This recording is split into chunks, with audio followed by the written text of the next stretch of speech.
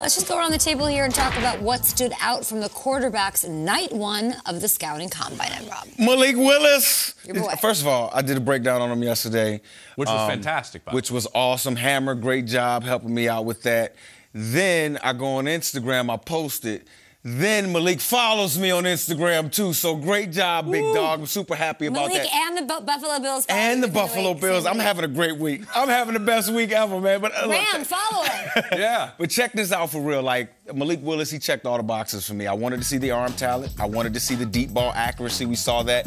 I liked some of these deep balls. Like, he just would just sit on his back foot and wait for the receiver to go downfield just so he can show off the arm. And then some of the intermediate throws. He was putting the ball right where the receiver needed to get it so that the receiver can do something with the football. And then, guys, we all know the video of him, giving, stuff to a homeless person, on the side.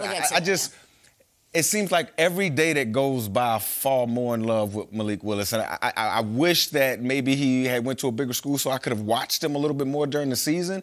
But when you transfer from a big school and go to a smaller school, you're supposed to stand out. And that's exactly what Malik Willis did. He tore Liberty and that league up. And I think this kid is going to be a star in this league. Yeah, he may need a year. But that's okay. That used to be the norm for first-round quarterbacks. I think this kid's a star. Don't let him drop too far. With what you saw yesterday, do you think that, you thought he was a star before yesterday. Did he do something to change other people's opinions of what they might have preconceived about his play? To me, it was the arm talent and the accuracy, where he was putting the football. I look at a lot of little stuff, Kay, like the confidence walking up to the line of scrimmage to get ready to throw the ball, the stature in the pocket, how he bounced around, how he talked to guys around him. The kid just looked like a star. And then when you saw some of his interviews, you hear how smart he is on the board. You hear how much he knows about offenses, and then you hear him say stuff like, "How y'all know I'm gonna be a superstar? I'm just here trying to make the team." He's realistic, and I think he's a football player first. That's one thing that I love about, great players. Oftentimes, they're football players first, and then their position second. I had a teammate of Joe Burrow's tell me that during the Super Bowl. He said, I've been around. I think it was Zach Kerr, maybe. Yep. Been around for about 10 years. He goes, I've been around. There are quarterbacks that carry themselves like quarterbacks, and there are quarterbacks that carry themselves like football players.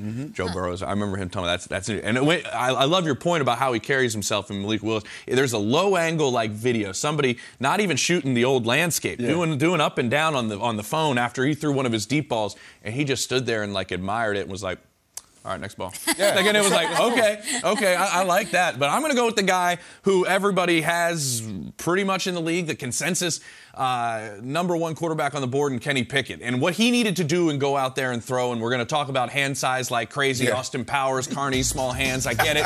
But what he needed to do was confirm the film that everybody has been watching. And Rob, we always talk about really the film is the most important part of the evaluation. What did they do at the collegiate level? We went out and showed what everybody has seen on the film, the way he threw the football, the way he was accurate with the football. Let's not forget that's arguably the most important thing you can have as a quarterback, which is accuracy. He showcased that in these drills. Receivers came out of these combine workouts, Kay, saying that he throws the most catchable ball out of all of the guys that they were catching footballs from. That's extremely important. That is your touch, that is your feel, that is everything. You talk to receivers in the league. A catchable ball is everything to them. And some guys can't even explain it. That's always been one of my favorite things to ask receivers around the NFL is, how do you describe a catchable ball? Yeah, what is Some that? guys can't even describe it. Can you describe it? Well, and oftentimes some quarterbacks want to show their arm strength by just throwing the ball as hard as they possibly can, not understanding that there's two parts to a pass. It's the throw, but it's also the catch. Usually when I talk about a catchable football, it means the nose is up. Okay. When the nose is down, that means somebody's getting on top of the ball like a pitcher, and they're trying to throw a strike to you. And that's usually the harder catch. I play fullback, so oftentimes you want the nose up, so it's a very catchable ball. But to your point, young quarterbacks don't always understand that. You have to make the footballs that you throw catchable, and so that your guy can catch the ball and get going with it. I thought Kenny Pickett did a great job. What they should do, James, is have me go out there who has zero athletic ability, and if I can catch it, that makes it a catchable ball. That should be a new combine drill. Like if Kay catches the ball, I don't want the Colleen They'll all start- finger. No, don't situation. start jotting it down, right? You know. How about Desmond Ridder? So you guys know I love Cincinnati. The second I heard, oh, this Bearcat can fly. He's a winner. Let's take a look at him and what he can do out there. Blazing speed, 4.52, I think, 40. Incredible. Here's what we knew going into it. We know that he's an absolute winner. He was great in college. But yesterday he took command and he put himself in that same group in that forefront, blazing fast, and he threw the ball really well in his workouts. Now, what did you see, Mike? Well, again, I saw, obviously, he ran faster than I thought he would. I mean, I didn't think he was that fast, but he showed great athletic ability. He wasn't overstriding on his passes. Look at these passes. He's on top of the football. He's using his footwork to drive the ball. It's not just throwing the football with his arm. And he put the ball in some pretty good places. This is what I needed to see from Desmond Ridder. I needed to see the arm strength. I needed to see him putting the ball in places like that where the receiver can do something with the football. I thought he had a great day. I thought he had an excellent day. And, again, to go along with that leadership that he already had. It's so interesting, guys, for all this talk about how this quarterback class is lacking. It sure sounds like they put on a show and momentum is building, Peter It's Traeger. no top guy, I don't think, you know.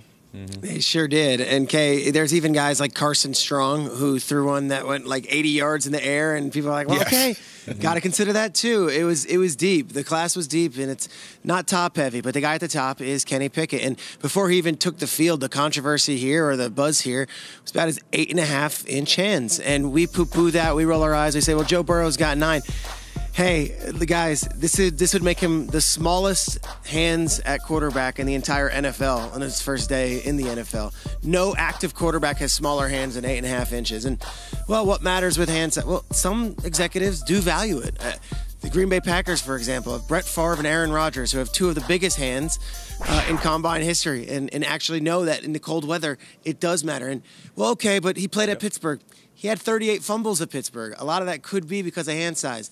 And yet, went out there, threw the ball on a dime last night. Anything he could have done yesterday, he did. And so you'd like to see those boxes checked. I also spoke to one team about Kenny Pickett, and he said he's the Pied Piper of this quarterback class.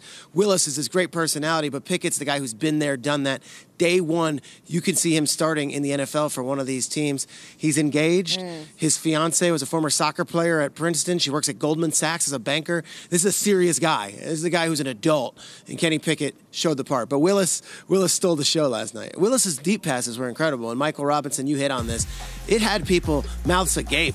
And he was just ripping it. I don't think anyone expected the accuracy to go with that deep arm. So his game might be a little unpolished, but gosh, so was Josh Allen's when he was at the combine and he was throwing passes like this. So are so many other big-armed quarterbacks that just need a little coaching.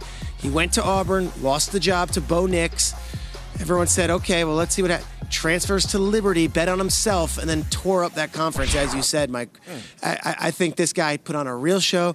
I don't know if he's first round. I don't know if he's early second round. But everyone who's met him has fallen in love with him this week. And everyone who watched him throw that deep ball had to at least recognize the sheer arm talent that he has.